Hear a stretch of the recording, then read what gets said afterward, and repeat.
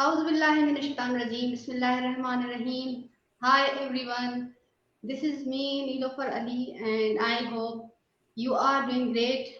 Today I'm very excited to have a very special guest and a great personality on the show, live on the show. I'm really extremely grateful to my guest who took time out of his busy schedule to be with us. So today my guest is Mr. Bryan Lovering, and so thank you all for tuning in, and let's get start our show and start our conversation with our great guest and a special guest. Sir, assalamu alaikum. How are you? I'm doing well. I'm doing well. Thank you very much for having me. Thank you so much, sir. I want to extend my warm welcome to you, and I express my gratitude to your presence here. Sir, our audience are curious to know more about you. Could you please give us an introduction and share a bit about yourself? Absolutely. So as far as what I get up to, I've been a retailer for almost my entire life, right? As far as like what I do for work is trying to create the right product or create the environment for people to find the thing that they enjoy, right? And so I've been working on that for the last 15, almost 20 years, is to be able to build a place of education and delivery of that education and the community to support that education. So that way everybody who engages with whatever it is that we're working on can do so to their fullest capacity. And finding entrepreneurs online, finding business owners, finding people that didn't even want to start their business has all been part of this journey to connect people with information. So it makes everything a lot of fun. And I think that's how we connected, is through the grapevine of who's doing what over here, and then how are we doing it similar, and then that's how we get into relationship where we can speak about these different topics on different platforms and such like that. So I get up to business influencing, business structures, schema design, all the different things for it. So it's a life vocation. Definitely a passion. Definitely something that lights me up when somebody gets their dreams and they're like, oh, I want to do a thing. And then they actually get to go do it. And it's like, oh, it worked. Yay. So I'm a big nerd when it comes to business, if you didn't notice.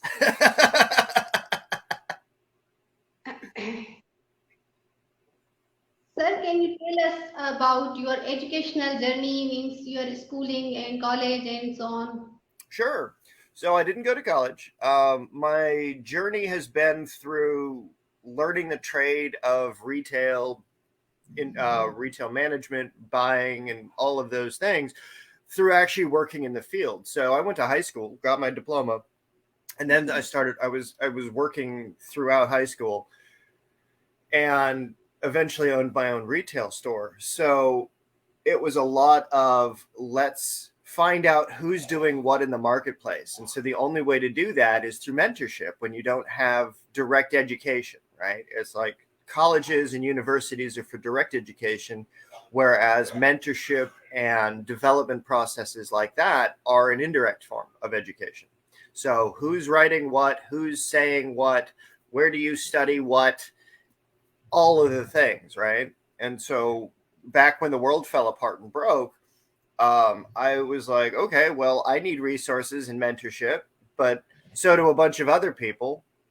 So with my journey of education, I can structure information to learn rapidly. Like the way that people give information or structure information, depending on what type of schema or overall operating system that they're using, they can understand and learn faster than if you were in a traditional like 6-week university course or a 4-year degree or things like that. So that way, when you're in the field, it's like training employees that have no idea what you're selling, serving, or doing, right? It's like getting them the most effective so that they can operate your sales floor in as much time as possible so that you lose as little money as possible, right? And so I had to develop, how do you train a staff on 2,000 plus items as quickly as possible so that they learn how to sell it without chasing away your customers, without being creepy, without being an ass. So you have to tell them what it's made out of, how it was made, who makes it, and why, right? And then the relationship of the story about how it's used and who's doing what with it, and all these different things. So learning the art of storytelling through sales, right? And Yes, sir. trying to get that into a way where I can teach other business owners how to do that so that they can structure their information to teach that information back to me so that I can improve my own journey. And it's been in that cycle of relationship of, okay, well, this is what you're trying to do. Well, if you do it like this, then we can structure the delivery and you can actually tell me what you mean instead of what you think you mean. What you saying doesn't match what you're trying to do, but what you're trying to do can match better to what you're saying. It's that breakdown between what you want and what people think they want, you know. And Yes, it's delivery of information around that topic so that way when people are talking, when people are delivering content and information out into the marketplace for whatever reason, they're able to get to the root of the thing that they want to do with somebody else in a way that creates mutual engagement. And that's something that for me only comes from experiencing what happens when an individual interacts with another business owner or interacts with the clients of that business owner and tries to figure out the holes within that relationship. So if there's somebody who's teaching something, but the students don't know what the professor's trying to teach, the professor has failed because they haven't been able to teach, right? And so, well, where is the student at versus what is the teacher trying to say? There's not a really good way to express that. And so my job is to try to figure out how to bridge that gap, how to create that archway of understanding between what does the student need, what do they need the information for, and what is the thing being said. So yes, sir. that's Sir, few months ago we had a conversation. Maybe you remember or not. I do. Sir, you told about a business of knife shaped decoration piece. Sir, So that sir, you told me about knife shaped decoration yes, items. yeah. I would like to know more about it. Okay, so like there is a gentleman down there in Pakistan who makes knives, weapons, and things like that. And so to get him more business, I was buying ingredients wholesale here in the States so that they were custom made and branded to my academy so that I can use them as marketing gifts. So that way it affects one community gentleman who's, making swords, making knives, making kitchen implements, making shields for the wall design, making all sorts of different things. But there's also a way that those things are made, right? And so if they're made under the right season of the month or the right time of the moon or the right kind of shapes carved into them, they can carry with them a vibration that ranks a little bit more than just standard decorations. And so trying to find out who's a blacksmith or who's a brownsmith or who's a silver or goldsmith that's willing to work with these kinds of talismata to be able to create unique one-of-a-kind items that we can then structure in a marketplace that understands the significance of it. Like this particular talisman, right? Like I got this from Ka Jewelry. It was made and struck under the astrological principles and in the 7 metals, right? So it's stuff like this that's not readily available but carries a higher celestial vibration than the stuff that's like those cheap mass-produced things from other locations. So it puts a little bit more of the spirit of who's the craftsman into the object of who's crafting what, and it makes it a little bit more interesting. It makes it a little bit more meaningful. The market value becomes a little bit more, and it becomes something that you can plot the journey of things with. And by that I mean when dealing with like a knife or a shield or home decor of any kind, right? It's either Yes, going to sir. sit on the shelf or it's going to be useful. If it's not useful, what's it going to sit on the shelf for, right? But if you've got a spiritual principle why you bring this item into your home that was intentionally designed to bring in peace, to carve away negativity, so that the energy that comes around you is Yes, sir. blessing and peaceful and all of these kinds of things. It's like the scroll work of the ancient world when everybody was writing versions of the Quran or sacred script or psalms or whatever it is into their metalwork, into their armor, into their leather working, into all of these different aspects to incorporate holy word or holy scripture or blessings or Hindu, like the sutras and things like that, so that they get the benevolent virtue of what that thing is supposed to mean, but also the weight that it has when it's being used. And so we're finding blacksmiths, like I said, finding people that are willing to make these things to specifications allows for one-of-a-kind items to be made. It allows for a different type of marketplace to be created. And so when you start doing that and you realize that you can only pour 3 or 4 pieces of metal at the same time, say, for example, on Thursday at 2 p.m, you've only got so many that you can make. Yes, sir. The value of those pieces becomes more. And then they have a history, then they have a lineage, then they have a story that can be told. So it's like, then who used it? And these are the kinds of things that you get historical weaponry. You get historical pieces by the legacy of who's used what implement. And so it's creating the legacy for every item that's made or sold through the Academy process, right? It's why did you make it? What's it to be used for? Who's using it? And what are they going to do with it? Or what did they do with it when they got it, right? Yes. So it's the entire journey of that product and the life cycle of it. And like I said, it's been a challenge to find people that are willing to make things like that, but at the same time to go deep into what it means to really make something from raw material in the earth is quite fantastic. Yes, sir. Sir, related to with what you said, I would like you to explain that what is the role of astrology and zodiac sign in our lives. Okay, so we're all subject to hermetic principle, right? So back in the ancient times, there was the school of Hermes, which was a mystery school. It teaches different principles of interaction. One is correspondence, one is rhythm, one is vibration, one is mentalism, it's all these different aspects, right? And so when we pull astrological influence into our lives, we're pulling on the principal behaviors associated through time to those divisions. So people have been like the Shams al-Marif studies what happens under different stars within our solar system at different times of the year and different virtues that can be maintained under those things if you do the right kind of ceremonies. I can pull examples and stuff. I have them like laying around. But so, for example, today is Sunday, right? It's the day of the sun.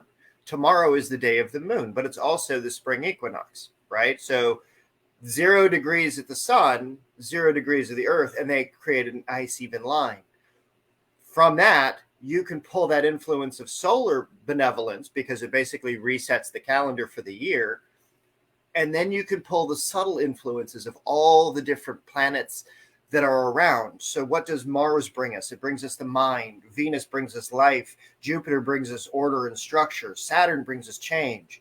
And so by incorporating those into the days of the week and the progression of whatever we do, how long does it take for something to be made? What day will it be made on? What day did you start making it? And what is the journey that you have to go through as an individual while you make it?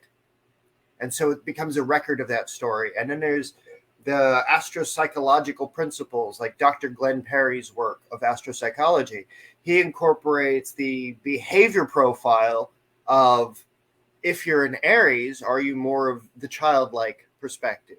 Or if you're a Taurus, you're more robust and earthy, like the bull, right? Cancer, you're more like a fish and wishy-washy, right? You've got Gemini, which is the twins. So you could be one way and then you could be immediately another way.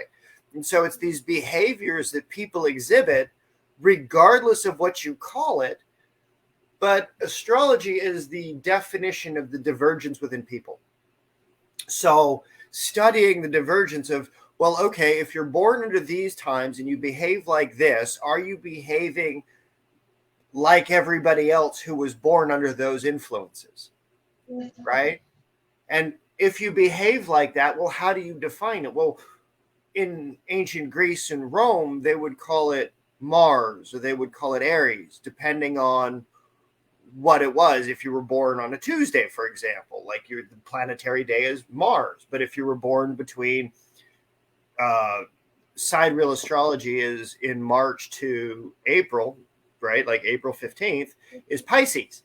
Whereas in fixed star astrology, it's the dates are diverse. It's one is Aries, one is Pisces, right? And so it's figuring out the nature of the individual within either a sidereal astrology where the stars are in lifetime placement today, or fixed where they were when these developments were originally written. So there's the stuff that's 2,000 years out of date, and then there's the sidereal astrology, which is current to the moment where the planets are located and the influence of the ongoing movements of the stars. So fixed star astrology, like a friend of mine does, she'll go through and do the breakdowns of what did this person's stars have in common with their behavior, right? And so it's a cursory study for people that have already passed on of, well, this star was active in their birth chart when they were behaving like this. So like she breaks down Marilyn Monroe. She picks out one of the stars that were active or in placement in unique placements during Marilyn Monroe's life, and then she'll break down what those influences of her life were and what were the ongoing situations, so that parallels can be seen between, well, if this star is there, this action occurs. And so it's the long span of study between what do the stars do, or what do these subtle energies that are occurring around us that we can notice and we can pick up on, and then we define by astrology.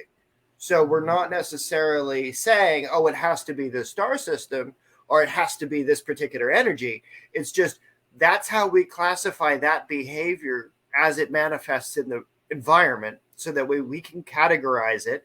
And if it matches to what we want, we can move forward from it, or we can create a compensational energy so that way we can balance out the behavior that we don't want to have happen, so that we're not subject to the whims of nature. Yes, sir. If that makes sense. Sir, zodiac sign affect the nature of a person, means The nature of the nature of a person, meaning their primary motivations, their likes and dislikes, their mood swings. Like yes, the time of, like for that time of the month when people go nuts, like as a retailer, right? Full moons on ER, emergency rooms, police, retail, people go different during the full moon nights. They behave differently than they do for the rest of the month. Like those tides and those energy shifts between what makes people more divergent occur. And it's just a study of all of that, and it's trying to figure out, well, if people are behaving like this, how do you work with it? yes, sir. Right. So that's how I use it. I don't use it as a fixed, rigid system that everything must fit into a box. I use it as a categorization, so that if it's going to fit into a box, well, what's it behaving like, and what does it need to do as a result of the situation or the environment in which it finds itself? And then there's other things like the Kinmindu Jia, which is, hopefully my pronunciation is correct, but it's an Asian astrology system which studies that which moves in heaven, that which moves on earth, and that which moves in the spirit. So it's looking at three different versions of astrology simultaneously to one single interaction point. So you can study the fate lines of energy as it moves through a situation externally to a body, so long as you have the date of occurrence. So if you know, like tomorrow is the equinox, At 1 a.m., the sun enters Aries. And so you can refresh your entire body system and revitalize your heart at 1 in the morning tonight. Like, that's what you can do with it. But at the same time, you can just use it as like, okay, well, this is how people are doing their thing, and you don't have to, necessarily care about it. But if you do the alignments of like geometry with physical items, with an ingredient component, you can tap into these subtle energies and you can trigger more change. You can trigger an environmental manifestation that's in accordance with your will. And it's just that relationship between the individual and creation that astrology really helps to enhance. Okay. Sir, I want to ask about myself. My star is Virgo. So, sir, what do you say about it? For Virgo, that would be the earth sign. So let me grab my books. So the thing about Virgo is that it just depends on how you want to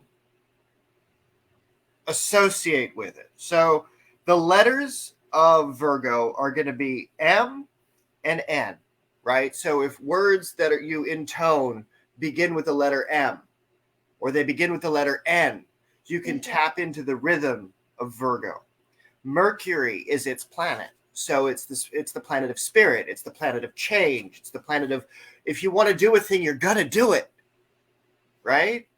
But at the same time, you also have different aspects of things like it also represents the earth.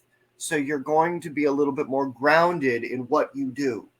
So it won't necessarily be frenetic like an air sign, but it can be more grounded, right? It's a transformable earth. It's mutable. And in astrological alchemy, it represents the process of distillation.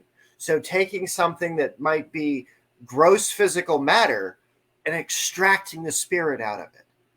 So as a Virgo, you can get to the spirit of something and you can find what is the thing that moves within it that makes it what it is. A lot easier than other people that wouldn't understand that concept.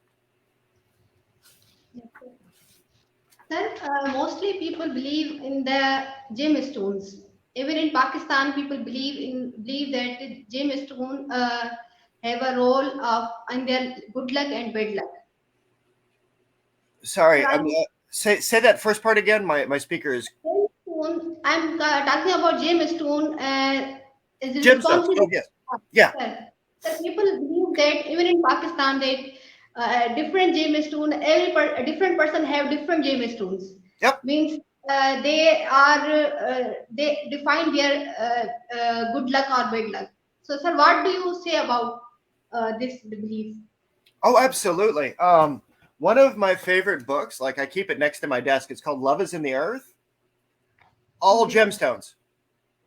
Oh, Every really? meaning for the gemstones, what number it vibrates to, what interaction on the body it has, like the application of gemstones, right? You can wake it up and get the spirit of it out. So you can hold it in your hand and say, I call forth by the spirit of the earth that which dwells within. Come forth and present. When you do that, there's generally a name that echoes in the back of your head, which is the name of calling. And so by doing that name of calling and you have a relationship with the spirit of the stone that you're working with, you're then interacting with the spirit of nature. You're then able to have that spirit of nature act as your benevolent intermediary between everything that you need. So when you don't think of something or when you don't have a vibration that resonates accordingly, the spirit of that stone is then awake and able to deal with it for you. So you've got another friend. And so you've got a friend that's working with you to be able to achieve what you need in tandem and harmony. So, for example, I was making friends with the West County Business Chamber here in Missouri, right? It's a very Republican, very conservative state that you wouldn't otherwise expect to find a bunch of witches or pagans talking about this kind of thing. Well, anyway, there's a lady who's like, I shit you not.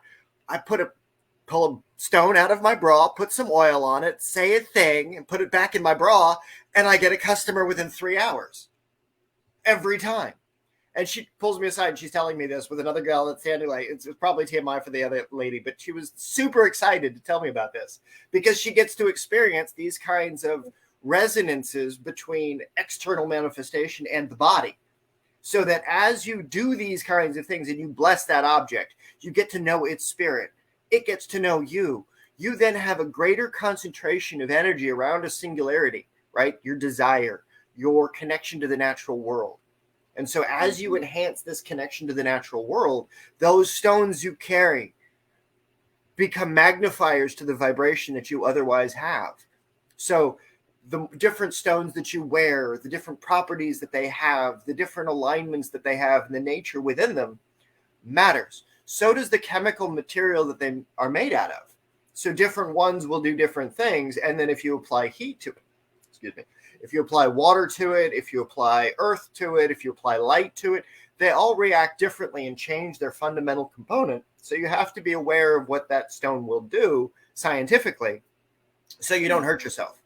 Like, for example, if somebody's got a pyrite necklace on, or if they've got those pretty little pyrite beads, well, if it gets wet, it creates sulfuric acid and it can burn the skin, right? Yes, Or if you get malachite wet, it's this pretty green and black stone that you can use for grounding work, connection to the earth. So if you wanted to enhance your relationship with Virgo, you could use malachite to connect you to the earth and to those energies. But if you get it wet, it becomes toxic. It releases a form of it. It's bad. So you have to be careful how you structure what mineral that you're using, because it is chemistry. It is a form of alchemy. And it's the understanding of that alchemy in tandem with the vibration and the behavior of that vibration. So as you go through and you interact with these kinds of things, yeah, it's a big deal. Like, using stones to augment the body's energy is just how we can tap into that kind of vibrational assist that's been going on since the ancient world, when they knew that lapis was important, when they knew that kyanite was important, when they knew that garnet is important, zircon is important, all of these different kinds of stones. And then there's also the relationship of the economy that is built from that, right? So take, for example, how do you make money out of a stone, right? Like, how do you do the whole, like, sword in the stone principle where you can turn a stone into gold, right? Well, you have to figure out what it's useful for. You have to figure out why it's used. Who's going to be sourcing it? So you have to pay the labor to get it out of the earth. Who's going to carve it? So you're going to have to pay them to get it the shape you want. Who's going to set it for you? So you have to pay a jeweler. So it becomes a network and a tree of engagement that you have to balance out the relationship between the spirits of the people that are involved in that to get you that gem that you're wearing. There is an entire history and a weight and an energy that's built by getting that stone to you. And it's that relationship that also transmits and carries along side by side with the spirit of the stone itself. So how it comes out of the earth is just as important as who's using it for whatever purpose.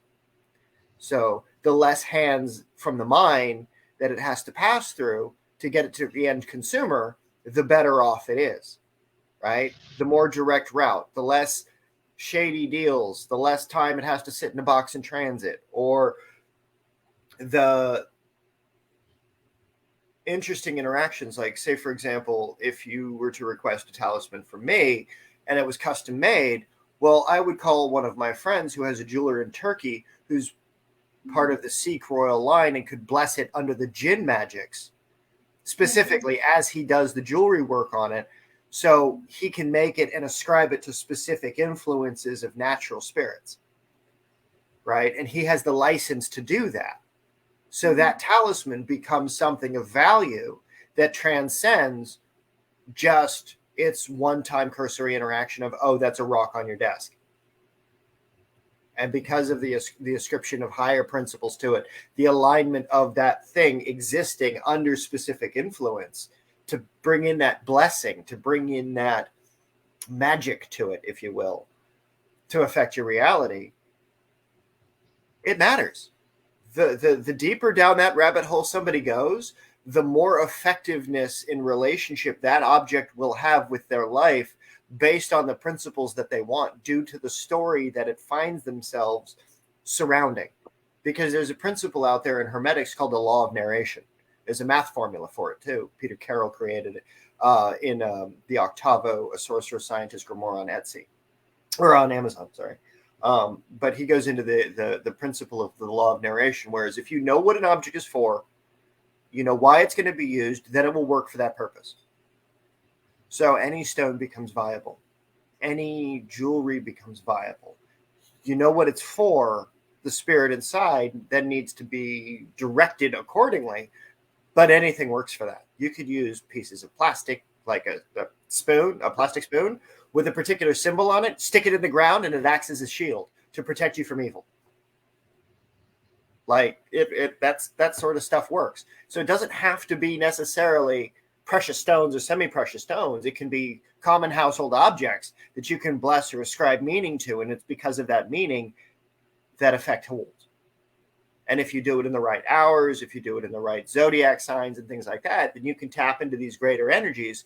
So one small action down here at a certain time of day or time of year pulls in a whole greater energy, so that as it hits that, it bounces out and hits your effect, so that way you get what you want. But the way you get what you want is just, it's insane. It's really awesome to watch in people's lives manifest. This is very vast field and very fascinating, interesting field. It is. It really is. And examples are, like right now I'm teaching my students how to do gate conjuration. So they are preparing their body, right, to open up the planetary gates for each of the 7 gates that we have for the days of the week, right? And so what they do is in the last hour of the day that relates to the planet of the first hour of the next, they'll eat an ingredient associated with it.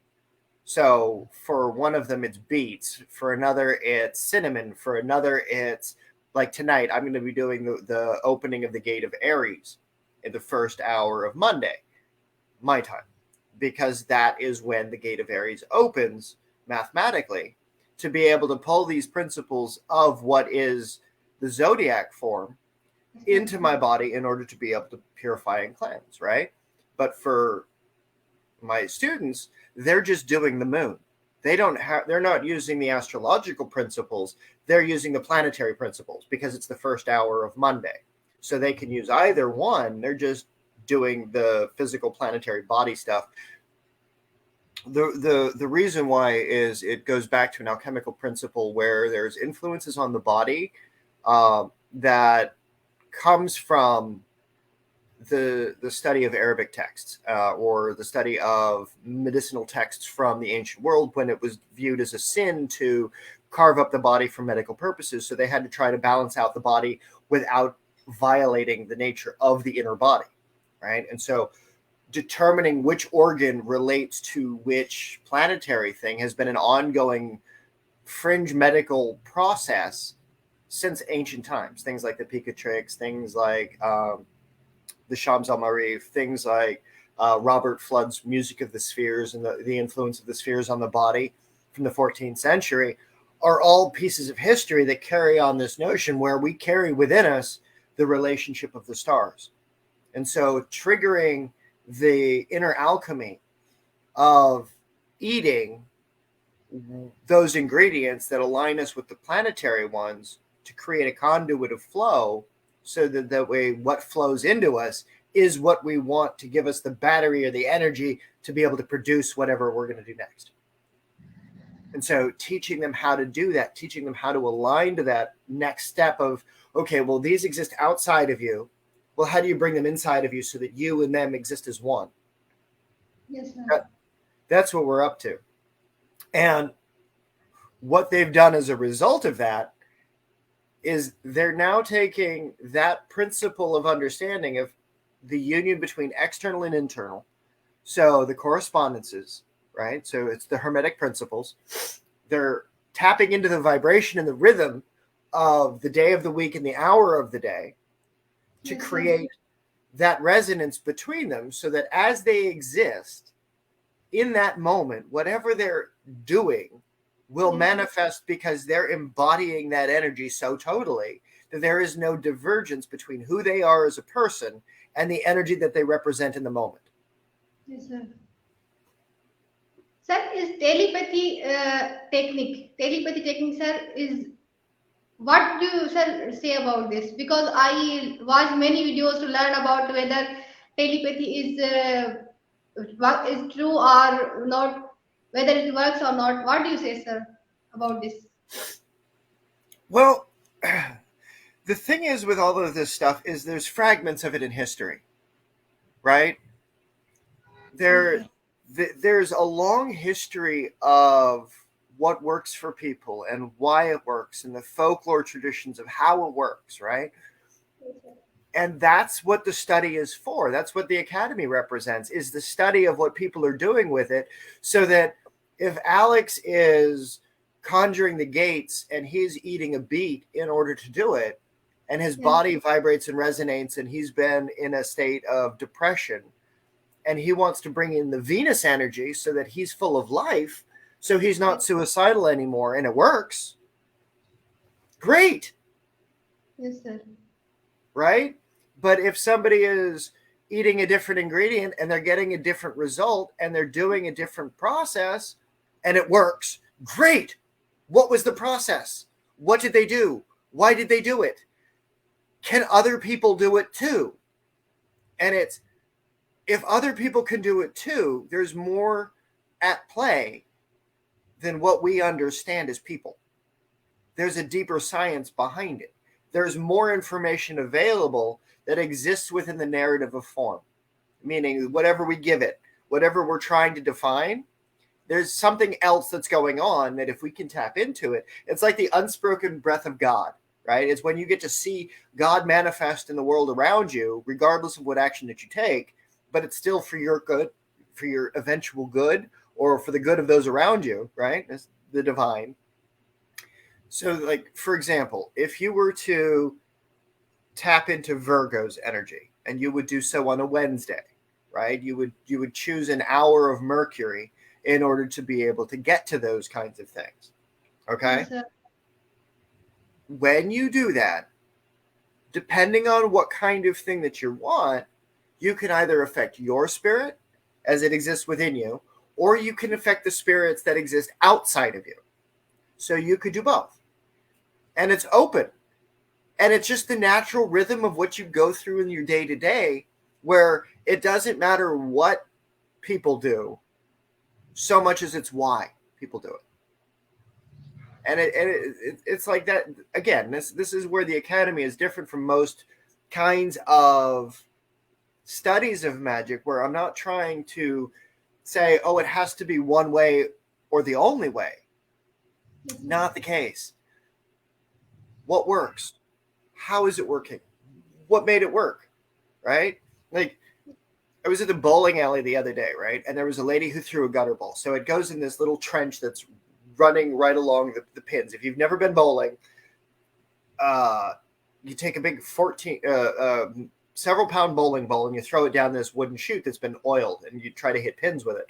And there's two trenches on each side. Well, this lady threw a bowling ball down one side into the gutter. It bounces out and she gets a strike. Like, that shit never happens. Like, it was going to be a 0-point game and she got all 10 pins knocked down by a freak occurrence. And it was in that freak occurrence when all the pins get down in a situation that should have been a gutter ball, it bounced out. Like, that was an expression of magic and the divine saying, hey, look, you can still have awesome stuff happening to you regardless of what goes on around you. It's circumstance, right? You can either be happy with the circumstance or you can be miserable about the circumstance. Oh, you threw a gutter ball, boo.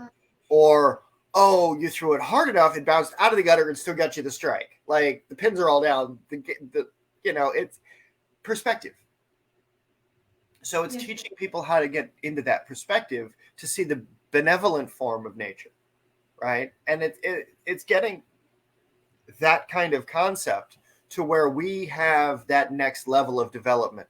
So that way, as people go and grow through their experience, they're able to do it with community and words that can help define it, so that they're not alone in their experience.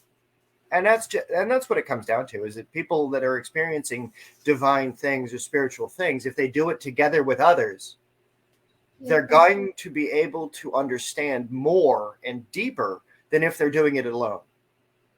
And that's what we come together to do, is to explore the study of those relationships. sir. I have many questions regarding these subjects, but time is very short, sir. So now I want to ask you something about yourself. That what do you do in your free time? What are your hobbies? Mm. My hobbies in my free time are, I like to walk around the neighborhood or go to parks and stuff, or like go to the museums with my roommate. Otherwise, we go bowling quite a lot. The bowling alley is a sacred space to me. Mostly because I get to see like the interactions of people for their good times in life. So I'm if I'm not home working on projects, I'm either at the bowling alley or walking through museums and stuff. Um, as far as what I get up to for fun. Sir, what is your favorite book? My favorite book would probably be for nonfiction would be the Master Key by T.W. DeLawrence. It's the one that goes through and it teaches you basically how to become a better individual. It's the different methods of self meditation, self discipline, these kinds of things. Yes, sir. Sir, that related to your subjects, are these subjects, are these books? What was that? Sir, means I say that these are the books, your favorite books are related to your subject. Yeah, Yes. yeah. The Sir, Master Key by T.W. DeLawrence and Transcendental Magic by Eliphas Levi from 1869. my next question is none of us are able to achieve success without someone help along the way. Is Oh there yeah. any particular is there any particular person who you are grateful towards, who helped you get you where you are? Well, okay. So my current friends, there's the big influencers in the entrepreneurial community, but my closest friends like Keith Swift over at Ravens Alley, he does folk magic and different traditions, and he's well connected to a bunch of different places internationally. And so he and I do client work together. He and I do conversations back and forth about different kinds of magic, and he's helping me teach my students at the academy. I'd like to get him over as the headmaster one of these days when he's got more time, but definitely Keith over at Ravens Alley for this particular field. Otherwise, there would be like Alex Matsuo from the Association of Paranormal Studies. She runs the spooky stuff as her YouTube channel. She goes out and does paranormal investigations, and I was her exorcist for a couple of months, about 10 years back. It was great. Sprad Paranormal for Mike Williams is an ongoing paranormal company that I'm working for. I'm teaching him necromancy. So when he goes out into the field and he's trying to understand what's there, and it's like if you've got a coffee cup and it yeets off your table, like flies across the room,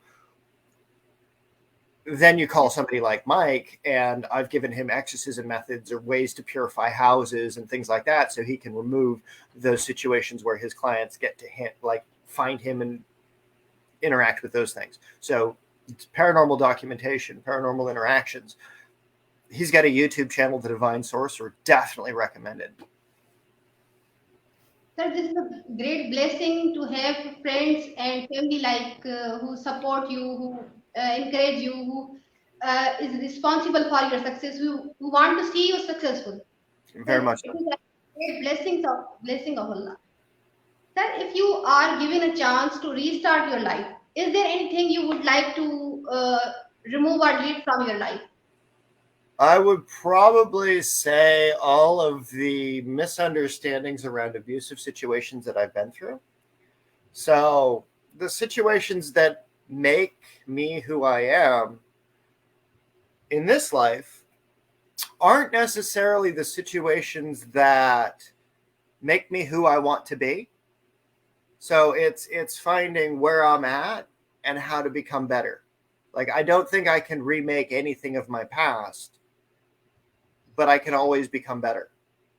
And so I hope if I have to restart life and do all of these things, that it's from a place where I can be better at everything I get up to.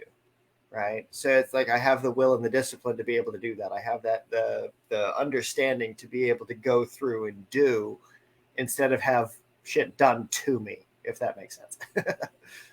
So not putting myself into situations where others have control over base environmental controls, or ensuring that what is in my life isn't going to be corruptive or corrosive. And that's basically what it gets down to, because studying magic, studying the alchemy, studying these kinds of things, it's a choice to use it to serve, because it becomes very easy to knee-jerk reaction to say, hey, I want to harm with this stuff. And that's not my goal. That's not the goal of the people that I teach. That's not the goal of the rhetoric that is commonplace in the marketplace around witchcraft and sorcery. This stuff is meant to help. If it doesn't help, it doesn't work. If it's not helping, that's not what I'm doing. Like, I don't teach curses. I don't teach negative magics that are meant to destroy. I don't. I try to teach stuff that creates. I try to stuff that brings life, stuff that gives energy to stuff so they can take their proper form. Yeah, but not the destructive aspects that so often tends to happen. And if I could restart my life, I would do a better job of that earlier. If that makes sense. Then again, you talk about magic, sir. So, sir, we definitely agree on the role of gemstones and energy of the stars on our lives. But sir, what about doing hard work and doing praying to Allah when we are to achieve something, yeah, to achieve our goal? Sir, what do you say about this? Should we stop doing hard work? Should we stop praying to Allah? Sir, what No, do you say? no. So the thing is about prayer, right? Is prayer is a spell is a union with the priest and God. Okay, it's you embody Allah for the moment to do what you need to do as an extension of that force. So there is no division between you as the individual and the thing that you're trying to achieve. A Yes, sir. prayer is when you are petitioning something because you don't trust the energy that's in your life the way that it's going. You want to change something. You want to have a different situation about it, right? It's a passive form of interaction with that energy. Yes, sir. The way people pray, if they embody the energy more as a child of Allah or as an extension of Allah, not just as an external force, they're going to have a lot better results because they become the extension of it. Yes, sir. They get the extension of those energies to be able to change their world around them. But no, it's not the stopping of prayer. It's the understanding that prayer is only part of the equation. Yes, sir. And that's what I would love to get other people to understand. Like, you can pray as much as you want. You can petition the spirits for good blessings. You can petition the spirits for health. You can petition Allah for all sorts of stuff. Yes, sir. But unless you do the action, unless you say the right thing at the right time, unless you go meet the person, unless you behave in a way that would allow that energy to transmit from you to the situation that you've got yourself in, Yes, sir. there is no flow through. So there's actions that have to be done when you pray. There's follow through that has to occur. And if the individual is only praying and they don't know how to act right, then they're missing the point and the prayer doesn't work. And then it becomes empty and it becomes sad, and they get mad at Allah. They get mad at those spirits. They get mad at the forces because they're not seeing the results, because they're not acting right through that course. Right? The Arabatel is a book of 15th century. I want to say it's 15th century. magic that connects the individual to the Chaldean spirits, right? So the priest 4 times a day enters into meditation, once at night, once the evening before, and then during the day at different times. They enter into prayer, soft spoken, so that they're talking to the inner spirit that animates the body, not the outside world. They're talking to the inner spirit, the thing that keeps them alive, the thing that keeps them moving, the thing that keeps them motivated, that thing that exists within the body. As it vibrates to the thoughts and to the hopes and to the prayer of that intonation, begins the relationship between the mind and the body. So it can start to talk. And so when you're in this prayer state, you're in this resonance in your vibrations.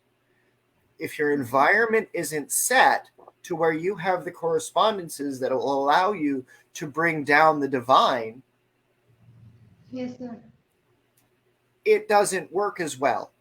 If you don't have a way to connect you with your spirit to the outside world via actions in difficult situations, in non-sanctified spaces, in day-to-day occurrences where you need, like, Allah give me strength, right? Because you're weak. What's the unspoken prayer? You need to become stronger, right? So if you're praying for strength, you need to become stronger. Well, pray instead of strength, the opportunity to become strong so that you can learn that strength that you need and you lack. So it's a way that you change the structure of what you pray for, or change how you pray, so that way you get a tangible result based upon the guidance of that energy in your life. So that you'll find the teacher that you need, you'll find the job that you need, you'll find the student that you want to have access to, and it becomes a different approach to the way that you pray. But it's required. Like, you should not stop praying. Like, people should not stop doing that. It's just the structure of words matters. The structure of actions matters. And if it doesn't connect to action, it's empty. That's long words for something that could have been said a lot shorter. Sorry about that. Sir, sir, I take your more time. Maybe I think it took your more time, sir. um, this Sir, stuff is important. again, I ask you about yourself, that how was your childhood, and any beautiful memory you would like to share with us? I think one of my favorite childhood memories is being able to travel with my parents. I was adopted, so everything that we did was a choice for them to take me with them. One year we got to, they were able to, with their businesses, donate to a koala rescue out in Albuquerque. And so as a result of that, we got to go to Australia for a week. They had managed to make it timed so that we could be on the Great Barrier Reef snorkeling on Easter Day. So I got to go snorkeling on the Great Barrier Reef on Easter, and it was like out with the fishes, and like they're really cool, like that, super neat. I got to meet Robin Williams that day too, or that trip, because he was doing an interview for the Birdcage. So he and my mom had this really funny interaction where she was trying to take the photo, and the camera wasn't on. So when she's like 1, 2, 3, 4, oh, it didn't work. She's like, oh, hey, look, your mom's learning how to count. It's like it was just a fun moment, and a really happy memory of trying to get a moment made where there was no stress, and it was a lot of fun, and it was just random occurrence. It was just like that was just such a fun moment, like so much. Exactly. We can't forget back our childhood. Yeah, Yes, sir. there's Sir, lots of good.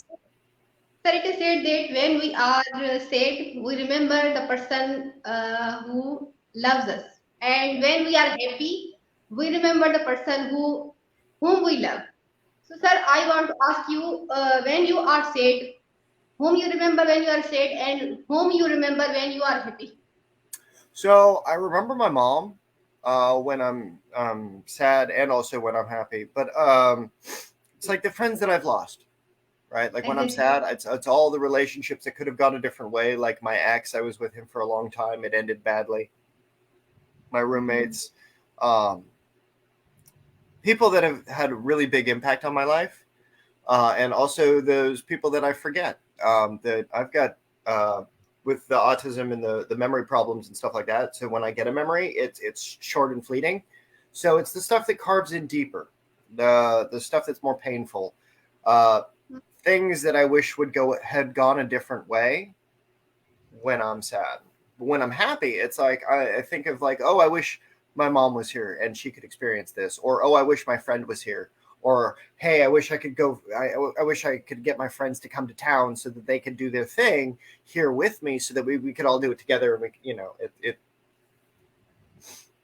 it's a lot of people that aren't here, both Yes, sir. both situations, and that part sucks. So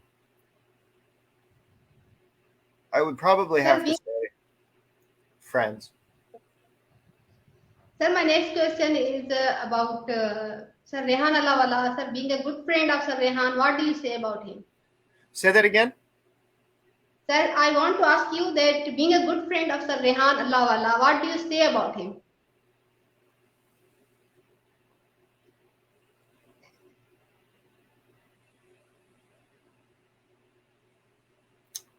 I'm not sure. I'm not sure. Don't you don't you remember, sir? No. Can you do me a favor and type it in the chat, the question? I'm having a hard time hearing you. Sir, sorry, sir. Sir, what do you say about Pakistan? I'm changing my question. Sir, what do you say about Pakistan? Oh, I think everybody that I've met from there is an amazing person. I'd like to be able to help more folks from there do better with business. Like, there's a couple of folks like Daywood down there in Lahore was working on building an orphanage, right? So he was trying to figure out how to connect with uh, local business owners or local people so that he could get his charity built. But he was also complaining about things like who he has to bribe in order to get the licenses and all these kinds of things. And so it seems to me that there's a lot of corruption in certain kinds of places, that if there was a different way to interact socially with people, then it's not about the corruption wouldn't be there. Like the people could get served, the children could be helped.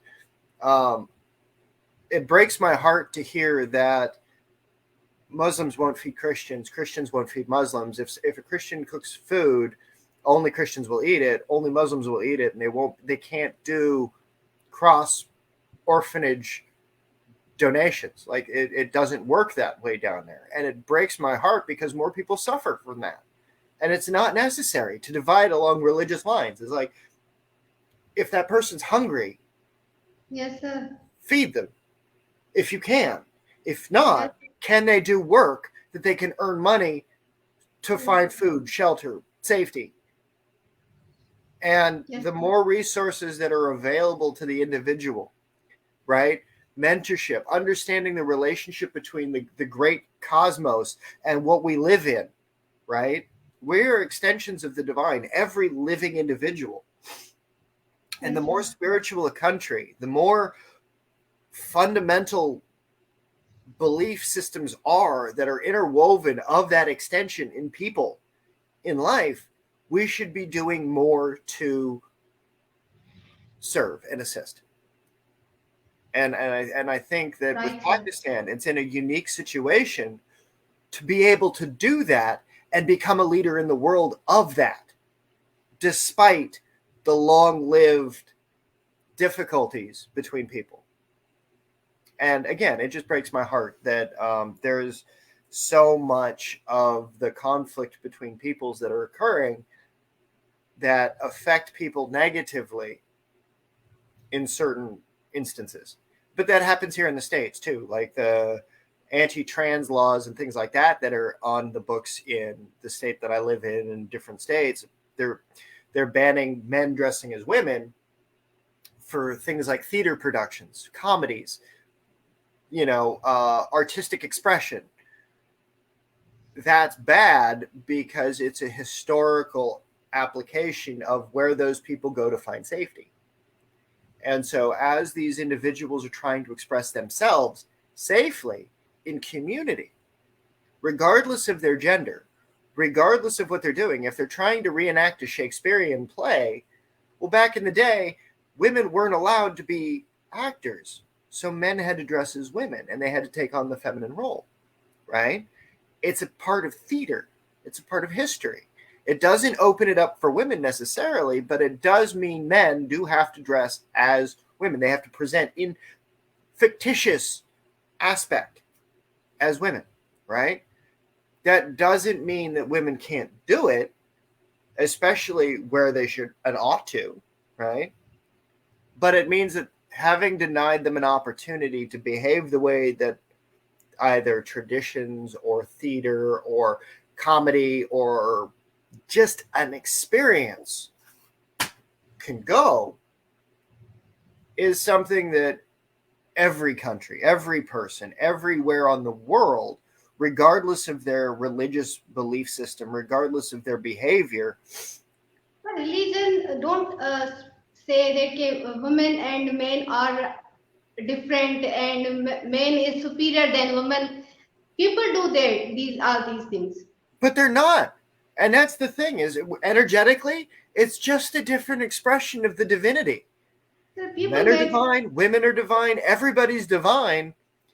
It's the use of that in application. There are certain things that men understand about their bodies in a particular way, whereas women understand about their bodies in a particular way. Like, your cycles, your flows, your all of those things.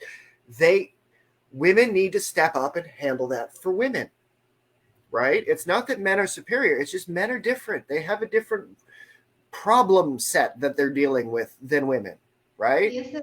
Their hormones shift. They go through their own time of month. They go through their own experiences, albeit different, but they both go through an entirely different life cycle of what their body has to handle. And it's not a superiority thing. It's just a divergence thing. I can't speak to women about certain things because women know women better than I do, right? So, I'm a Muslim, so I tell about my religion that in Islam, men and women both are equal and both have same values. Women are not men are not superior than women.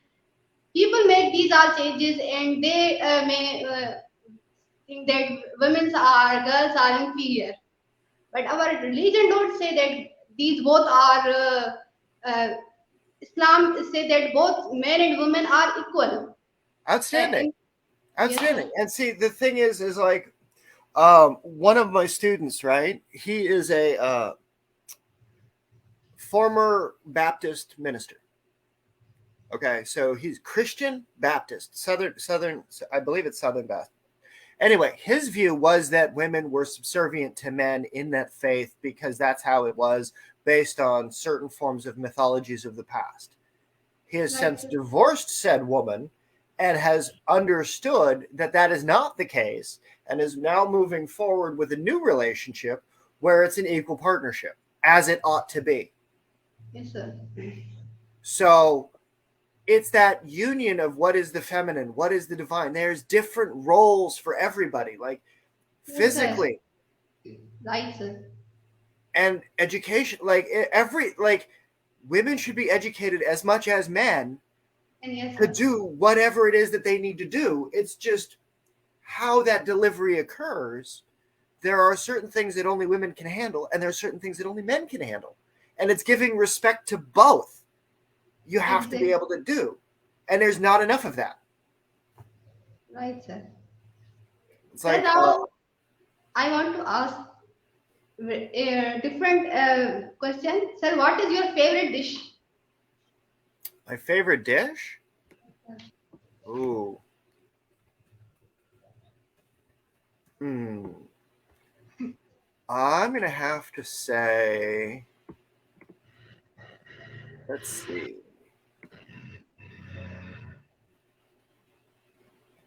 One, there's not enough food that's around here that's local to me. But I like the chicken tikka. What, sir? Sorry.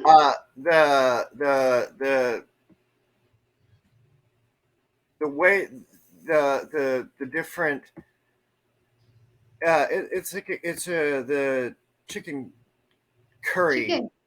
Yeah, it's like a curry with the chicken and the kebab. It's really like, at least that's what I found online, and I stuck it on skewers and put it on the grill, and it was good. But I don't really have the opportunity to eat as much foods from the country because there's not enough local. Like that's like there's not a there needs to be a culture fest. Like y'all need to come to St. Louis and like build a culture fair. Like straight up. Sir, is there any plan to visit Pakistan? Sir, N- Pakistan is not very is yet. Not yet. I need to make more friends down there and figure out what we can do in relationship between our two countries. And to do so safely. But no, that is something that I would love to do. But no, I haven't had the opportunity to do so yet. okay, sir. The next question is, what is your favorite color? My favorite color would probably have to be like green or purple. I don't have just one. Like it's green because of the earth and the life and the vibrancy, probably. Okay, sir. Sir, what is your star? My star, my zodiac, Yes, sir. Aries. Aries. Okay, sir. Sir, thank you so much for your time, and I really appreciate it. It has been a pleasure and honor talking to you. Before we end, I would like you to give a message to our viewers. I hope that everybody who sees this discovers a way to tap into these energies, that they get the opportunity to explore who they get to be and who they get to become Yes, without having to worry about the state, or without having to worry about who's going to see them do it, or who's around them, or who might talk negatively about their personal exploration of these things. These things are important. yes, sir. And I just it's the union between community where you're in Pakistan, I'm over here, and then we get to have these relationships of like, oh my gosh, distance. It's fun. It's awesome. Exactly, exactly, sir. So Sir, we just we need more of really that. enjoy like talking to you. Thank you so much, Nilufar. I appreciate you Thank so much. you. This has been so fun. Thank you, Yes, everybody. Thank you. sir, thank you so much for your time, sir. You are busy, but you took time out of your schedule and joined the show. Thanks a lot. My pleasure. It was great. Thank Thank you. you. So viewers, we have today we have Sir Bryan Lovering, and inshallah in our next program we will come again with another guest. Till then, Allah Hafiz.